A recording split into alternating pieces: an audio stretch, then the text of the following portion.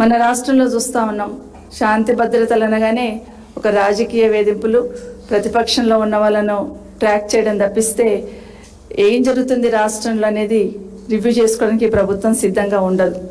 కానీ ఒకటి మాత్రం మనవి చేస్తాను ఈ ప్రభుత్వానికి, తెలంగాణ సాధించుకున్నామంటే ఏదో భౌగోళికంగా సాధించుకున్నది కాదు, ప్రశాంతమైన వాతావరణం ఉండాలి, పెట్టుబడులు వెల్లువల రావాలి, ఈ రాష్ట్రంలో ఉన్న యువత అందరికీ కూడా ఉపాధి దొరకాలనే ఆలోచనతో ఈ రాష్ట్రాన్ని సాధించుకున్నాం.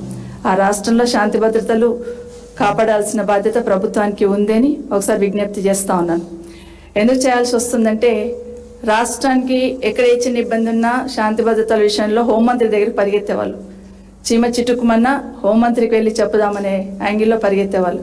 కానీ రాష్ట్రానికి హోంమంత్రి లేడని ఎందుకంటున్నంటే, ముఖ్యమంత్రి గారే హోంమంత్రి, కానీ ఆ బాధ్యతను విస్మరించారేమో అనిపిస్తుంటుంది ఒక్కొక్కసారి.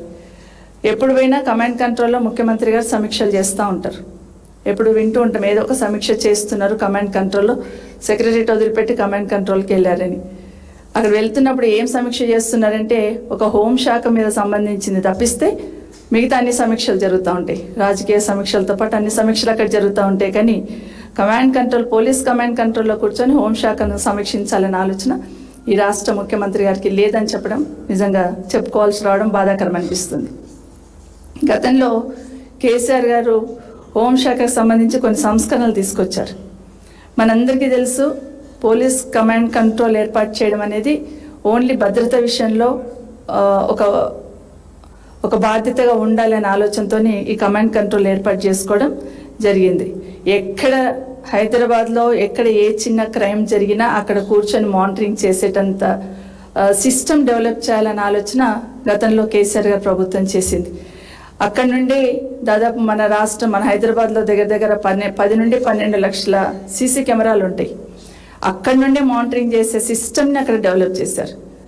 అసలు నిజంగానే మరి 2.5 సంవత్సరాలలో ఒక్కసారైనా ఉన్న సీసీ కెమెరాలు పనిచేస్తున్నాయా లేదా అని ఒక్కసారైనా సమీక్షించారంటే ఆ రిపోర్ట్ అయితే లేదు.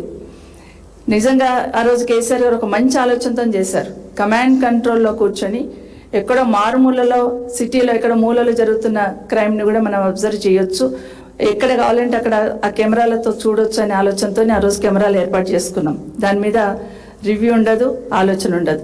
అట్లాగే రెండవది, దేశంలో ఎక్కడ లేని విధంగా మనం షీ టీమ్స్ ఏర్పాటు చేసుకున్నాం.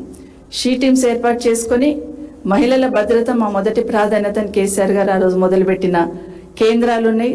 అదేవిధంగా భరోసా కేంద్రాలు ఏర్పాటు చేస్తున్నాం. వాటిని కూడా ఒక్కసారి కూడా ఈ ప్రభుత్వం ఎట్లా ఉంది, ఏం జరుగుతుందని ఆలోచించిన సందర్భం అయితే లేదు. ఎందుకంటే వాళ్ళ ప్రాధాన్యత అంశాలలో షీ టీమ్ లేదని అనిపిస్తూ ఉంది. కాబట్టి అటుపక్క దృష్టి కూడా బెటర్. తర్వాత పోలీస్ వెహికల్స్కి కూడా పాత వెహికల్స్ ఉంటే వాటి అన్నింటినీ తీసేసి జీపీఎస్ సౌకర్యంతో పెట్రోలింగ్ వెహికల్స్ పెట్టున్నాం. డయల్ 100 రెస్పాన్స్ టైం కూడా తగ్గించున్నారు ఆ రోజు. ఇవన్నీ చేయడం వల్ల ఆ రోజు పెద్ద పెద్ద కంపెనీలు కూడా ఇక్కడికి రావడం, ఈ రాష్ట్రంలో శాంతి భద్రతలు బాగున్నాయని గూగుల్, అమెజాన్ లాంటి కంపెనీలు ఇక్కడికి రావడం అనేది మనం అందరం చూస్తున్నాం. కానీ ఈ ప్రభుత్వం వచ్చిన తర్వాత ఏమైపోతుందంటే, అసలు పట్టపగలే హత్యలు జరుగుతూ ఉన్నాయి. ఐపీఎస్ అధికారికి సంబంధించిన భార్య నిన్న మనం చూస్తున్నాం, నిజంగా బాధాకరం, హత్య జరగడం. ఇవన్నీ చూస్తున్న సందర్భంలో మొన్న పోలీస్ కమిషనర్ మల్కాజ్గిరి తను దిల్సుఖ్ నగర్ బస్ స్టాండ్ దగ్గర నిల్చున్నప్పుడు తనకు అనుభవాలు మనం చూస్తున్నాం. అసలు ఒక సాధారణ మహిళ ఆ ప్లేస్లో ఉంటే పరిస్థితి ఎట్లా ఉంటుంది? తను పోలీస్ ఆఫీసర్ కాబట్టి తట్టుకొని నిలబడింది. కానీ అంతమంది పోకిరీలు వేధిస్తూ ఉంటే ఒక మహిళ పరిస్థితి ఎట్లా ఉంటుంది అనేది స్పష్టంగా ఈ రాష్ట్రంలో ఉన్న మహిళల పట్ల ఉన్నదాన్ని అద్దం పట్టింది. ఇవన్నీ ఎందుకు చెప్పాల్సి వస్తుందంటే, మనకు ఎన్సీఆర్బీ రిపోర్టు చూస్తున్నాం. మనం national crime record bureau report ఏదైతే చూస్తున్నామో దాంట్లో రిపోర్ట్ చూసినప్పుడు తెలంగాణ రాష్ట్రంలో పెరుగుతున్న నేరాలు ఏవైతే ఉన్నాయో శాంతి భద్రతలో తెలంగాణ ఘోరంగా విఫలమైంది అని మాత్రం ఆ రిపోర్ట్ చూసిన తర్వాత స్పష్టంగా అర్థమవుతా ఉంది. దేశం మొత్తంలో కూడా క్రైమ్ కొంచెం తగ్గుముఖం పట్టిందని ఆ రిపోర్ట్ వచ్చింది. కానీ తెలంగాణలో మాత్రం పెరుగుదల ఉంది అని చెప్పి ఆ రిపోర్ట్ ఇచ్చిన సందర్భంలో ఈ ప్రభుత్వం వైఫల్యం కళ్ళగట్టినట్టుగా అనిపిస్తూ ఉంది.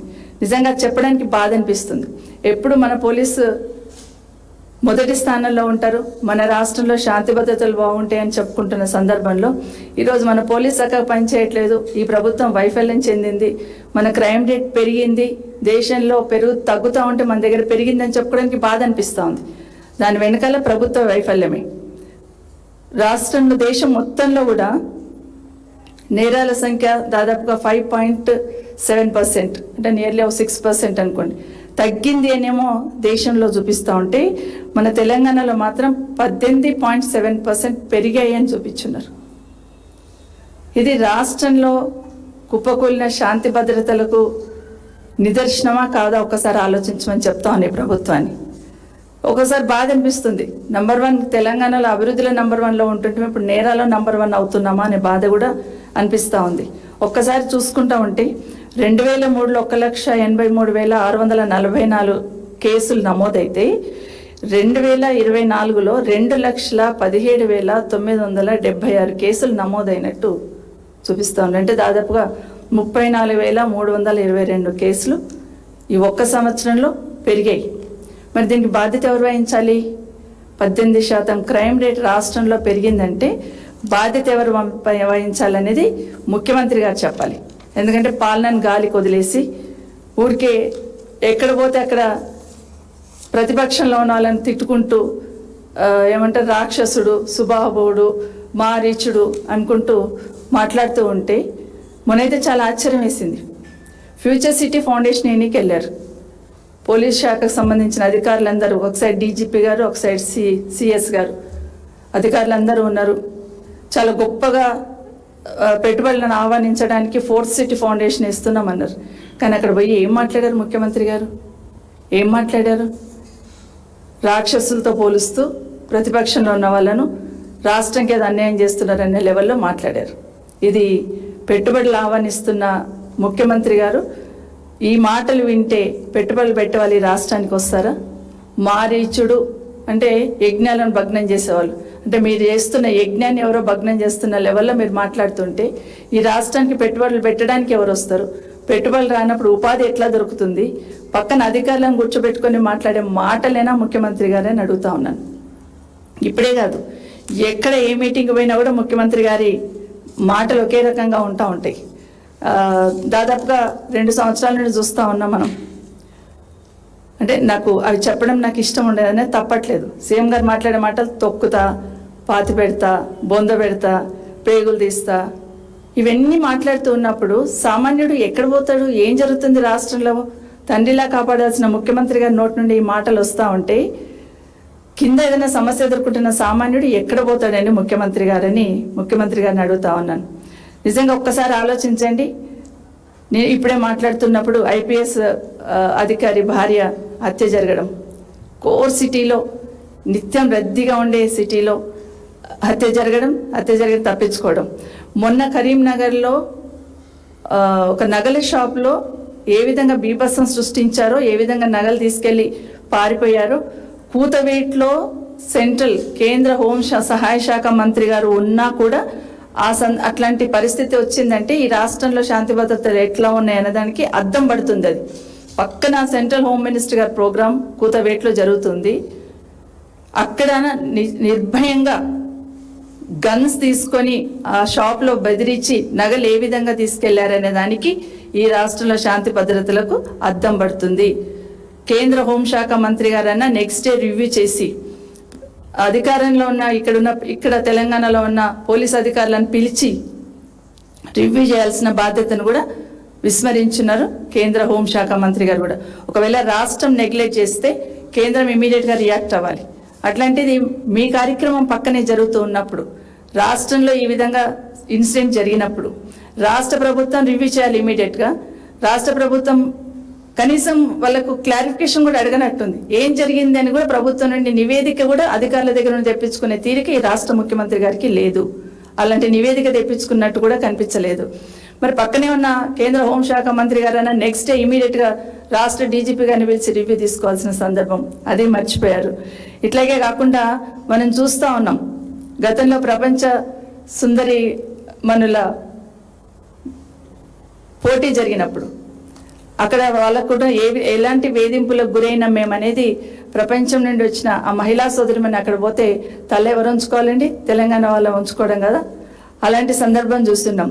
పట్టపగలే నడి రోడ్డు మీద కత్తులతోని నిన్న ఒక అబ్బాయిని నరికేసిన సందర్భం చూస్తున్నాం. అంటే భయం అనేది ఉందా అసలు? ఈ రాష్ట్రంలో పోలీసు ఉన్నారు, పోలీసింగ్ వ్యవస్థ ఉంది అనే భయం ఎక్కడైనా ఏ కోశాన్ని ఎవరికైనా కనిపిస్తుంది అంటే ఏమీ లేదు. విచ్చలవిడిగా జరుగుతూ ఉంది.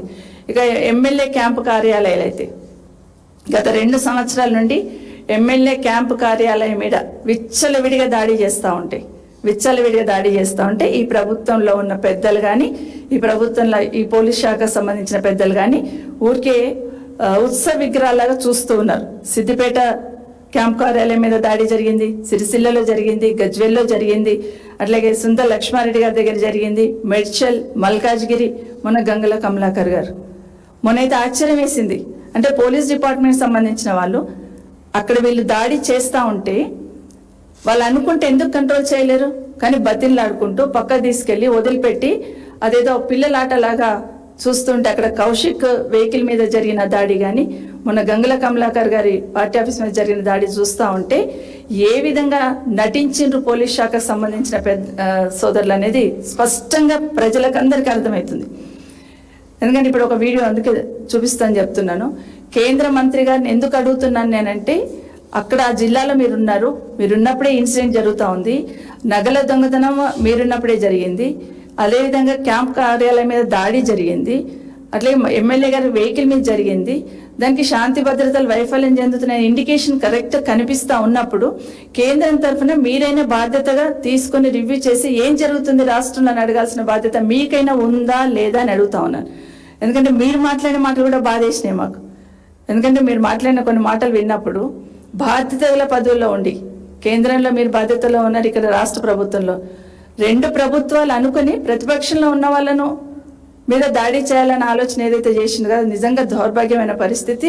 అది తెలంగాణ ప్రజలు గమనిస్తూ ఉన్నారు కూడా. ఒక 2 పాయింట్స్ అండి. మిస్టర్ కౌశిక్ రెడ్డి, నోరు అదుపులో పెట్టుకో. ఇతరుల వ్యక్తిగత అంశాల మీద వ్యక్తిగతంగా దాడి చేయడం మానుకోకపోతే ఇదే విధంగా దాడులు చేయాల్సినటువంటి పరిస్థితి ఉంటుంది. తెలంగాణలో ఒక ప్రశాంతమైనటువంటి వాతావరణం ఉంది.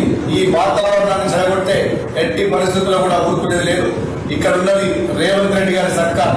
శాంతి భద్రతల పట్ల నిఘాగా జరిగితే ఎట్టి పరిస్థితుల్లో కూడా ఊరుకునేది లేదు. ఎన్నోసార్లు మీరు, మీ నాయకులు, ముఖ్యమంత్రి రేవంత్ రెడ్డి గారి మీద అధికారులు